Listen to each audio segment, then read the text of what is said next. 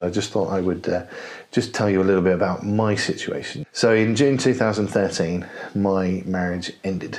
And like a really poor contestant on The Weakest Link, I left with nothing. I eventually worked and got myself into a pretty decent job, some good money coming in, managed to then get back in and rent a house and have my daughter there as well, which was great. Everything was going fine. And then I got made redundant, but I hadn't been there long enough to receive a full redundancy package.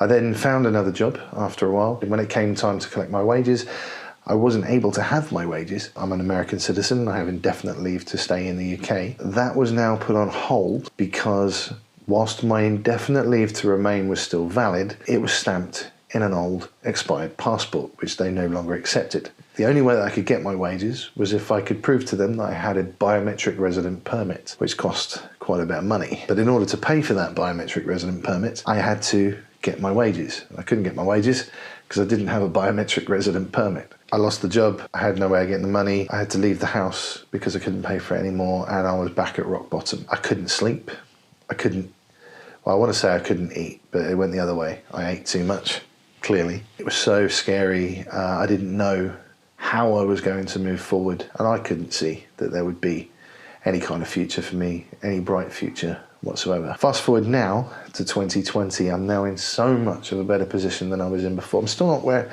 I was before, but I'm now not worrying so much about where the next lot of money is coming from. What I'm trying to say is that at the moment, for those of you that are facing it and it's fresh, it doesn't look like you'll find a light at the end of the tunnel, but you will.